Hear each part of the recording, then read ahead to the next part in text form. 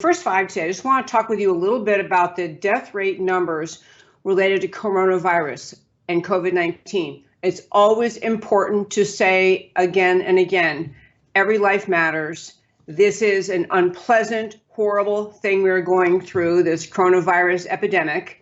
And I just could not be more supportive of and concerned about healthcare workers and doctors and nurses and people who work in the hospitals and people who are working throughout this. There are many heroes showing their true and wonderful red, white, and blue colors during this virus time. It's also, though, important to talk about numbers and accuracy because the numbers drive policy. The seriousness of the crisis, the actual death rate, the actual infection rates, all these things matter in terms of getting to responsible policy. So I want to mention that you'll often hear, in fact, you'll hear it in a clip we're going to play in just a few minutes, where President Trump was interviewed last night at the beautiful Lincoln Memorial. He was interviewed, and one of the questions included a number related to coronavirus deaths that is not consistent with a correction the CDC has now done related to their death rates. And I'm talking about this not because we don't care about each person, because we do. We want people to be safe, but we also have to be accurate and honest. The CDC had been urging doctors, we covered this in the show before, urging doctors to list COVID-19, the disease that coronavirus causes, as the cause of death on death certificates where the doctor had never done a test, he had no information, no medical confirmation diagnosis the person had COVID-19, but CDC was urging doctors to put that down as the cause of death, either when they didn't know or when it was one of many contributing factors.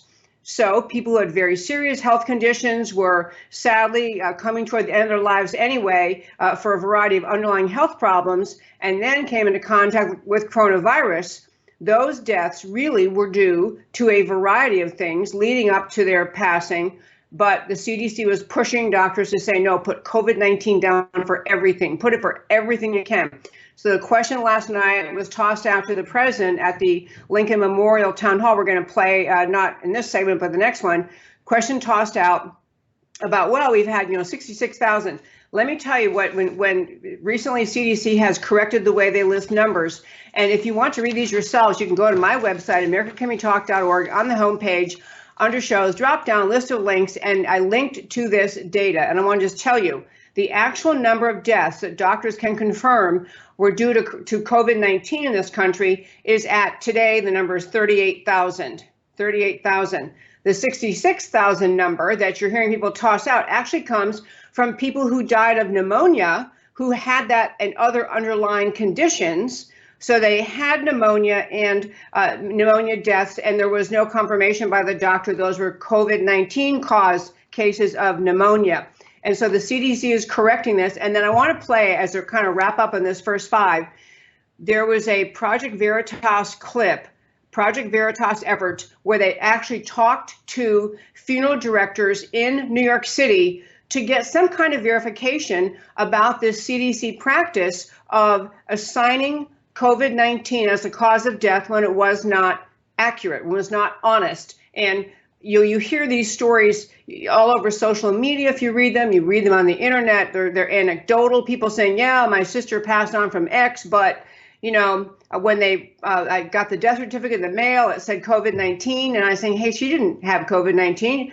And you hear stories, thousands and thousands of stories like that. But I want to have Matt the Wonderful play this clip, which is from Project Veritas, their effort to actually show you the kinds of things being said by funeral directors in New York City about being told to put COVID-19 as the cause of death when that was not true. To me, all you're doing is you're padding statistics.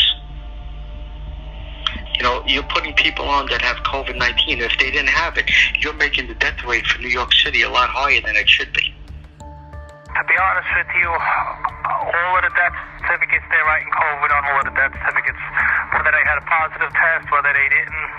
So I think, again, this is my personal opinion. I think like the mayor in our city, they're looking for federal funding, and the more they put COVID on a death certificate, the more they can ask for federal funds. So I think it's political. I had one that was autopsied because it was furious. And apparently, and I don't know who the Supreme Court Justice is, but the Supreme Court Justice was related to this family. And she says, I know my sister died of COVID-19. She said she's had Alzheimer's and they didn't suction her. You have to suction because they forget how to swallow.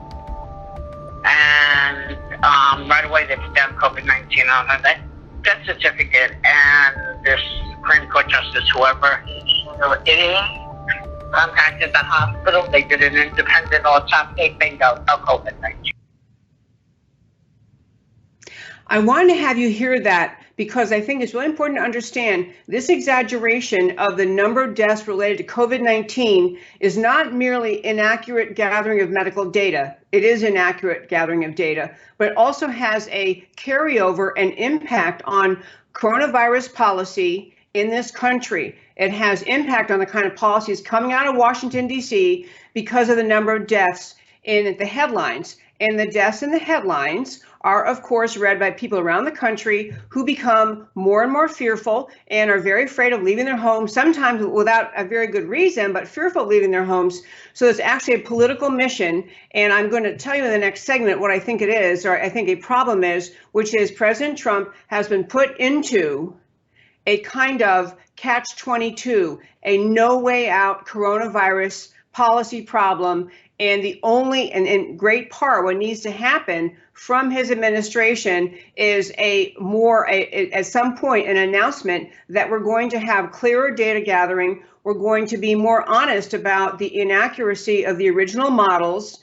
And we're going as a country to balance many other things to get us to the correct policy moving forward, how to deal with coronavirus and COVID-19. But to wrap up this first 5 segment, it's very important to understand that the CDC prides itself on accurate data collection. This is a federal agency funded by your tax dollars, but they have been, since the inception of this crisis, been padding the numbers, and those padded numbers, number one, hospitals are incentivized to pad numbers because they get more money from the government when they have more COVID-19 deaths.